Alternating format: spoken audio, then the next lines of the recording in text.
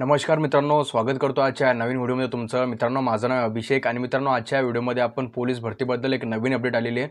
मित्रांनो, वर प्रशासनावर हालचाली चालू आहेत, त्याच्याबद्दलच एक अपडेट आलेली आहे। कधी तुमची पोलीस भरती होऊ शकते आणि एक नोटीस आलेली आहे मित्रांनो। 13 तारखेला 13 जूनला एक मीटिंग झाली होती, एक बैठक घेतली होती। त्या बैठकमध्ये असा पोलीस भरतीबद्दल काय निर्णय घेतलेला आहे आणि कधीपर्यंत पोलीस भरती होऊ शकते आणि काय आदेश दिलेले आहेत वेगवेगळ्या जिल्ह्यांना पोलीस भरतीबद्दल संपूर्ण माहिती तुम्हाला या व्हिडिओमध्ये देणार आहे। आणि मित्रांनो, तुम्ही स्क्रीनवर पत्र बघू शकता, तुम्ही स्क्रीनवर लेटर बघू शकता। तिथं आपण संपूर्ण माहिती त्या लेटरची घेणार आहे। काय तुमच्या बैठकमध्ये काय काय निर्णय झालेले आहेत पोलीस भरतीबद्दल, कधीपर्यंत पोलीस भरती येऊ शकते, संपूर्ण माहिती तुम्हाला या व्हिडिओमध्ये देणार आहे। तर व्हिडिओला शेवटपर्यंत बघा। जर तुम्हाला हा व्हिडिओ आवडलाय तर व्हिडिओला लाईक करून घ्या, नवीन असले तर आपल्या चॅनलला नक्की सबस्क्राईब करून घ्या असेच नवनवीन व्हिडिओ बघण्यासाठी। तर चला मित्रांनो, व्हिडिओला स्टार्ट करूया।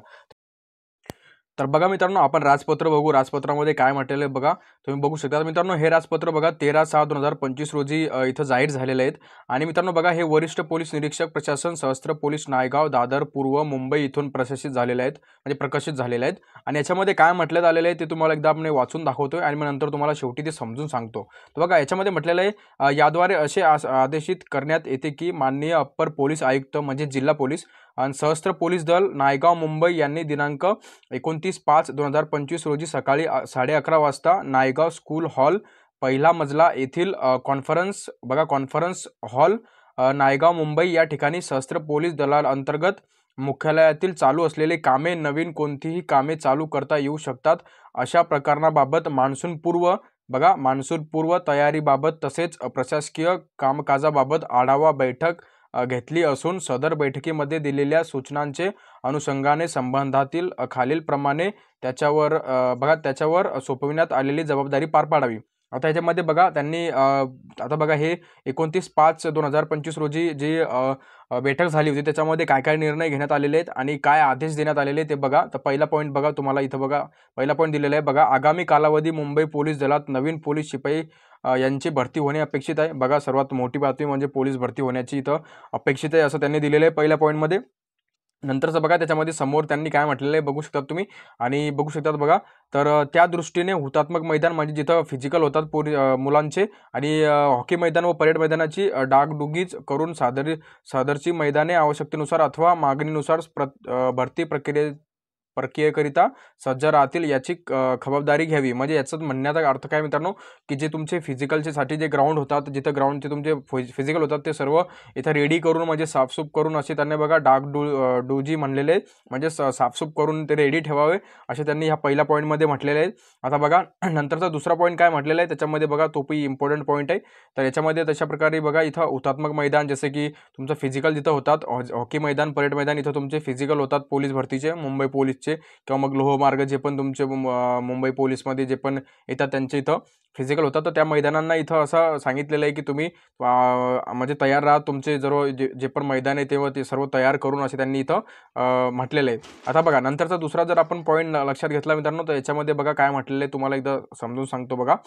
मुंबई पोलीस दलात नवीन पोलीस शिपाई भरती यांची भरती प्रक्रिया सुरू झाल्यास त्या अनुषंगाने सोपविण्यात येणारी जबाबदारी सकारात्मक दृष्टिकोनातून पार पाडली जाईल याची खबरदारी घ्यावी।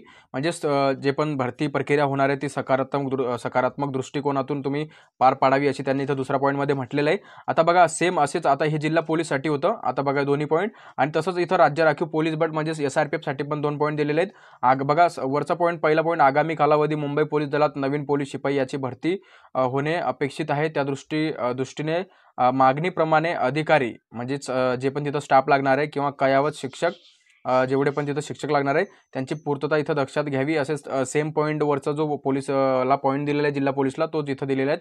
आणि जो सेकंड पॉईंट आहे त्याच्यामध्ये पण असंच म्हणण्यात आलेलं आहे की जे पण तिथं पण तुमची जी जबाबदारी आहे ती सकारात्मक दृष्टिकोनातून तुम्ही पार पाडावी असं त्यांनी इथं सेकंड पॉईंट पण तसंच म्हटलेलं आहे। ते पण एकदा वाचून दाखवतो बघा, मुंबई पोलीस दलात नवीन पोलीस शिपाई याची भरती प्रक्रिया सुरू झाल्यास त्या अनुषंगाने सोपविण्यात येणारी जबाबदारी सकारात्मक दृष्टिकोनातून पार पाडली जाईल याची खबरदारी घ्यावी। सेम पॉईंट वरचं जे मी तुम्हाला वाचून दाखवलं तसंच इथं दिलेले आहेत।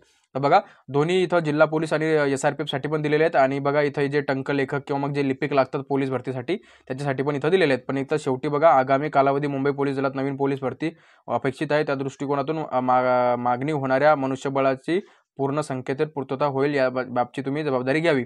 तर याच्यामध्ये असं म्हटलेलं आहे की जेवढा पण स्टाफ लागेल तेवढा स्टाफ तुम्ही तयार करा पोलीस भरतीसाठी, मग म्हणजेच ग्राउंड घेण्यासाठी. बघा इथं कोणती इथं फेक नोटीस नाही, व्हॅलिड नोटीस आहे. बघू शकता तुम्ही इथं डेट पण दिलेले आहेत. आता बघा याचा म्हणण्याचा अर्थ काय विषय मित्रांनो तुम्हाला एकदा सांगतो बघा.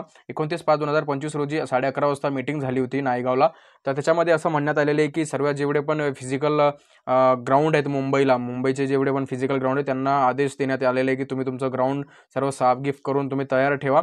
आणि जेवढे पण वेगवेगळे डिपार्टमेंट आहे जसं की SRPF, जिल्हा पोलीस, यांना असं म्हणण्यात आलेलं आहे की तुम्ही जेवढा स्टाफ लागेल तेवढा स्टाफ तुम्ही तयार करा.